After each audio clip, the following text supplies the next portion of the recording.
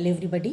आज मैं प्रेरणा जोशी आपके लिए राइटिंग सेक्शन से स्पीच राइटिंग कैसे लिखते हैं ये बताने जा रही हूँ। फाइन बच्चों, ये आपके सिलेबस में 5 मार्क्स का क्वेश्चन आता है।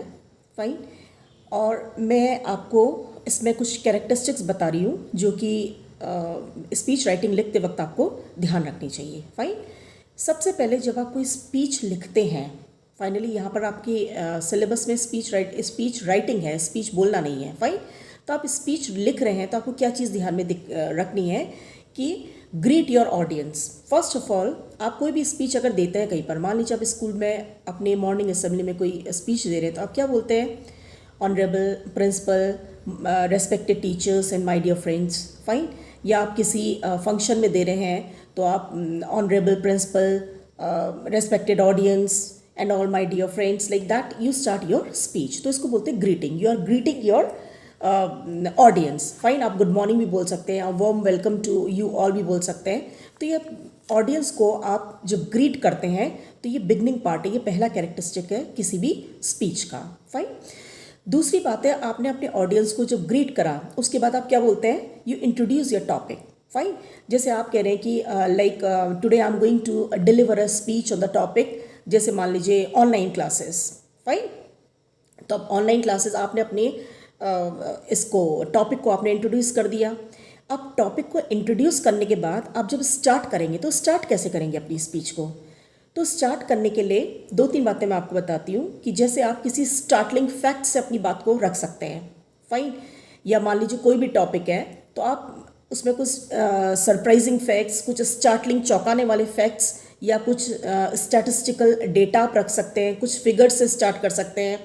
फाइन, लाइक आप ऐसे बोल सकते हैं जैसे डिड यू नो, फाइन, और do you know that about 70 lakh people students they just take examination of NEET every year. Fine, like that. Fine, और या कुछ भी कोई भी एग्जाम्पल। फाइन, तो आप किसी स्टार्टलिंग फिगर या लाइक कोई भी कहीं कोई बाढ़ आ गई है या कोई नेचुरल कैलेमिटी हो गई है, फाइन, या कहीं पर कोई किसी चीज़ का रिक्रूटमेंट हो रहा है, तो उससे रिलेटेड आप कुछ स्टार्टिंग फैक्ट्स जो कि आपको लगता है कि पब्लिक को ही पता नहीं होगा, तो मैं बताता हूँ कि आपको मालूम है कि 1000 लोग पर दिन, पर डे, फाइन, या इतने लाख पीपल हर दिन ऐसा होता है उनके साथ। फाइन, तो आप किसी स्टार्टलिंग फैक्ट से, in order to make your speech very very impressive, you can start with some startling facts या कोई फिगर या कोई स्टैटिकल डेटा से आप स्टार्ट कर सकते हैं। ये क्यों करते हैं हम ऐसा? जिससे कि ऑडियंस का ध्यान अपनी ओर अट्रैक्ट करने के लिए। फाइन, क्योंकि उससे पहले क्या होता है, जब प्रैक्टिकल लाइफ में जब आप किसी माइक को पकड़ते हैं तो ऑडियंस क्या होती है? आप माइक तो पकड़ लिया आपने, बट ऑडियंस क्या होती है? आपस में वो लोग मर्मरिंग साउंड उनकी आ रही होती है, क्योंकि वो लोग गपशप में होते हैं तो वो सुनते नहीं हैं। तो अचानक आपने एक फिगर दिया, कोई स्टार्टिंग फैक्ट आपने दिया, तो अचानक पब्लिक का ध्यान, ऑडियंस का ध्यान आपकी तरफ चला गया। फाइन, तो always start your speech with some startling fact, या कोई आप कोटेशन भी डाल सकते हैं बिगनिंग में। फाइन, तो ऐसे आप अपनी स्पीच को स्टार्ट करते हैं। अब आपने अपनी स्पीच को स्टार्ट करा। फाइन, सबसे पहले आपने ऑडियंस को ग्रीट करा, उसके बाद अपने टॉपिक को इंट्रोड्यूस करा, फिर आपने एक स्टार्टलिंग फैक्ट से या कुछ चौंकाने वाले फिगर्स के साथ आपने अपनी स्पीच को स्टार्ट करा। उसके बाद आप अपने उसके जो भी प्रॉस एंड कॉन्स हैं, यानी उसके जो भी पॉजिटिव और नेगेटिव बातें हैं, उनको आप बताएंगे। फाइन, आप 2-3 पॉइंट्स एक स्पीच में ले सकते हैं।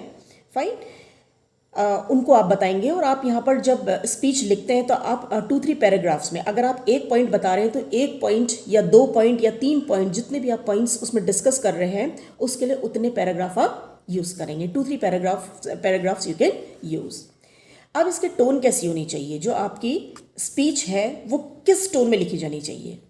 देखिए, टोन का ऐसा है कि टोन इट डिपेंड्स कि आपका ऑडियंस कौन है। फाइन, अगर नोन आपका ऑडियंस है तो आप बहुत ही इसको एक लैंग्वेज कैसी हो, बहुत ही फॉर्मल लैंग्वेज में, अगर नोन नहीं है तो फाइन, आप पहली बार अपने आप को प्रेजेंट कर रहे हैं किसी अननोन लोगों के आगे, तो आपका टोन कैसा होना चाहिए? बहुत ही फॉर्मल होना चाहिए।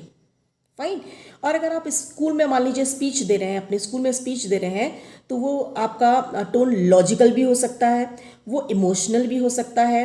फाइन, वो ह्यूमरस भी हो सकता है, फाइन। तो इस तरीके से it all depends on the audience to whom you are delivering your speech, fine. तो इसका कोई हार्ड एंड फास्ट रोल नहीं है, बट इसमें लैंग्वेज जनरली फॉर्मल लैंग्वेज तब यूज़ होती है जब ऑडियंस से आप बिल्कुल भी परिचित नहीं है, फाइन। आप इनफॉर्मल लैंग्वेज थोड़ी सी यूज़ कर सकते हैं, but generally speech writing formal language में ही ज़्यादा बोली जाती है या लिखी जाती है, फाइन। तो आपने इसके प्रोस एंड कॉन्स बता दिए, नेगेटिव एंड पॉजिटिव पॉइंट्स आपने बता दिए, और फाइनली इसमें जब आप स्पीच बोलते हैं तो आपको इंटोनेशन का भी बहुत ध्यान देना है, यानी वॉइस मॉड्यूलेशन का। ऐसा नहीं है कि एक ही मोनोटोनस वे में आप अपनी स्पीच को कहे जा रहे हैं, तो that becomes very boring for the public, fine. Audience उसको सुनती नहीं है, उनका ध्यान भटकने लगता है। तो जब अचानक कोई चीज़ गुस्से में कह रहे हैं, बड़े ह्यूमरस वे में कह रहे हैं, अचानक आपकी टोन बहुत सीरियस हो जा रही है या बड़ी इमोशनल हो जा रही है, तो आप एक बहाव में अपनी पब्लिक को अपने साथ बहाए चले जा रहे हैं, फाइन। तो यानी पब्लिक का अटेंशन आप बिल्कुल भी डाइवर्ट नहीं होने दे रहे हैं। तो इसमें जो आपका टोन हो वो ह्यूमरस हो सकता है, वो इमोशनल हो सकता है, वो लॉजिकल हो सकता है, वो सीरियस हो सकता है, fine.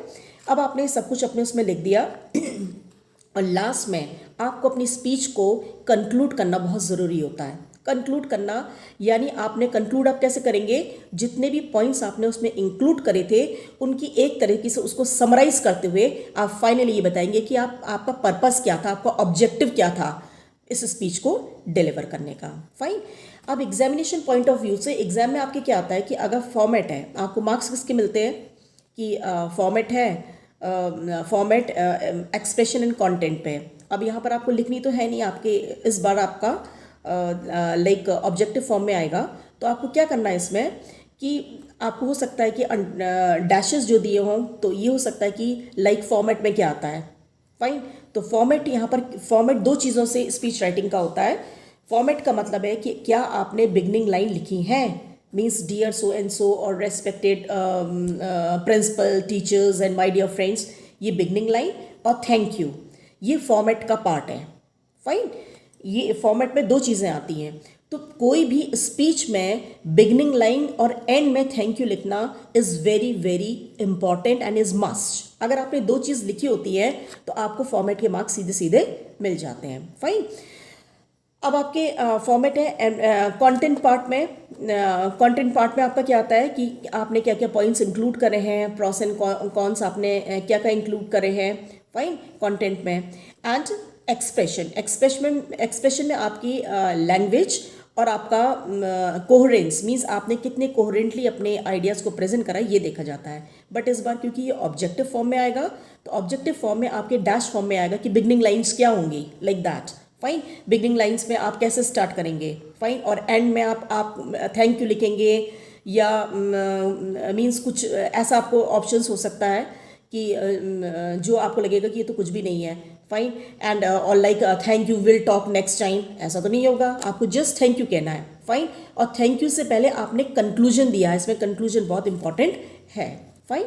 So this way children, these are the characteristics of this speech writing, fine। मैं एक बार फिर से आपको सीक्वेंस बता देती हूँ। सबसे पहले greet your audience, second point is introduce your this topic, then start, third point start with some startling fact, fine, fourth pros and cons, then tone should be what should be the tone, fine, then next is style, style कैसी होनी चाहिए आपकी, conversational हो, आपकी emotional हो, logical हो, serious हो, humorous हो, like that. And then finally you will say thank you, means you will speak conclusion and finally thank you, fine. तो ये 8 पॉइंट्स आपको ध्यान रखने हैं, fine. So in this video this much only, thank you children.